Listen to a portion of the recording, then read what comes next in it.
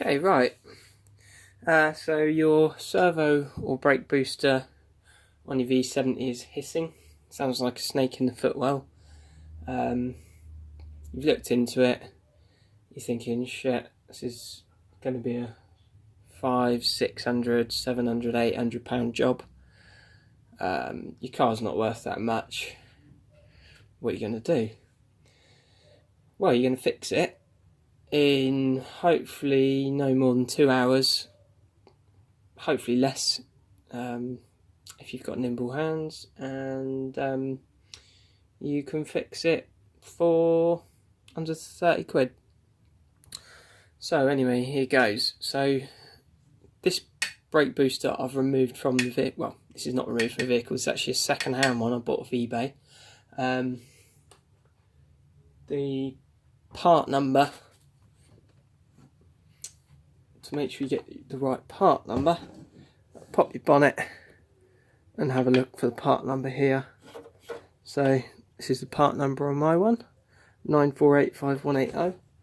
Get the right one.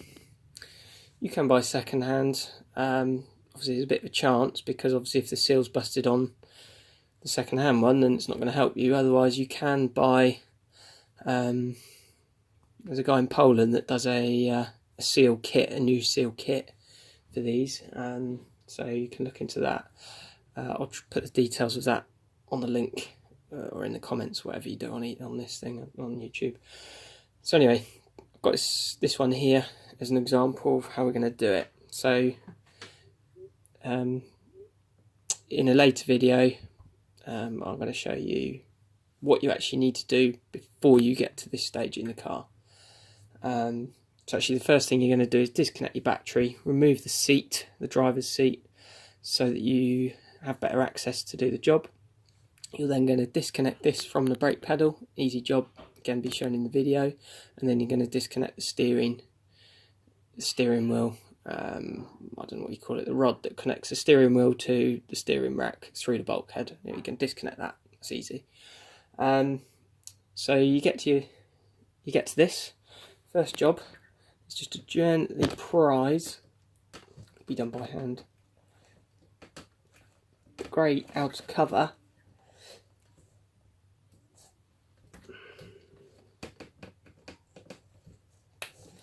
over this little black plastic thing. Second job, prise it off at the bottom. It's actually come off.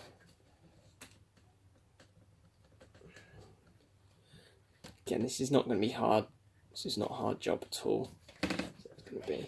So prise that off of the seal, and then this should gently slide off. Be careful with it and make sure you don't catch it on anything. Put that to the side. You're going to reuse that. Now the next thing is you want to find yourself something like this, a plastic trim remover. Make sure it's plastic and not metal. Don't use any metal tools to do this job, because if you scrape this thing here, you could cause a leak, which you don't want to do. So use plastic. Personally, I bought these this evening because I want to get the job done quick. So I bought them up in Halfords, which is round the corner. Everywhere else was closed. 16 quid for a set of 4 or 5 of these. I'll use them again, so it's not the end of the world. You can buy them for a couple of quid on eBay. So what you want to do, let me just put this back in, because I actually removed this already.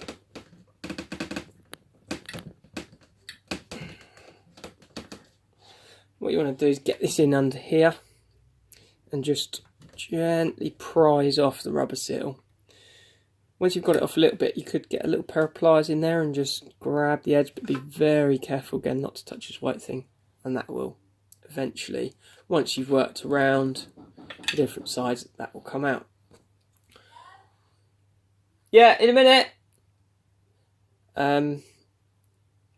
This will be an offending article on mine. So this is actually the old one that I've taken off my vehicle. You can see the seal split. I was lucky enough that on my second hand one I bought, I took the seal off and it was good as new. So I've reused it, I've cleaned it up. You're going to need some silicone grease for the job in order to refit it. So basically, take my second-hand seal or your new one from this Polish guy, and basically fitting is a reversal of removal, although the fitting is a little bit harder. Give this a good clean up. I'll just clean it up with paper towel, ideally something lint free, and then you want to put a little bit of grease around here, and then you also want to put a bit of grease around the edge here, right way around, and also some grease right around the inner surface as well. Then all you're going to do, put that back on. Again, a bit fiddly under the car, but you will get there. I'm quite lucky, I've got fairly small hands, so if you've got sausage fingers, then maybe think twice about doing this. So the next part,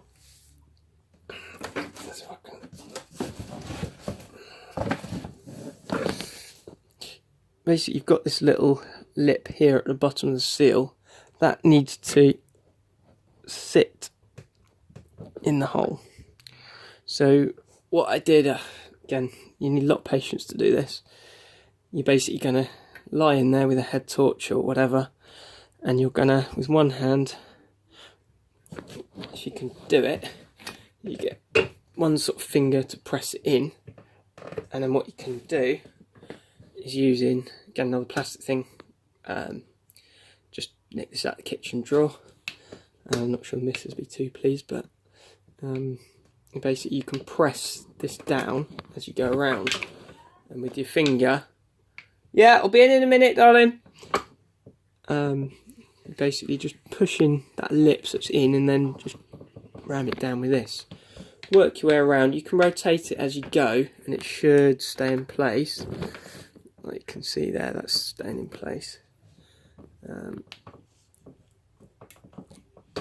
See, so it does fit in quite well, especially if you've got a good tool to use. But don't use anything metal, plastic only for this job.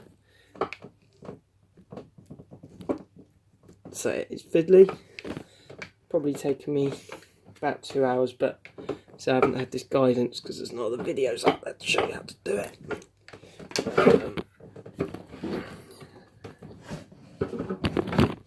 The last bit is going to be the most awkward bit, because you're going to have quite a lot of slack to fit in, but eventually you'll get it in. And what you want to do is just try and go around the whole thing, making sure it's fully in, and this lip is tight against that bit of metal right there. So that should be pressed right way in. You've done that. Pop your, whatchamacallit, back on. Now the bottom,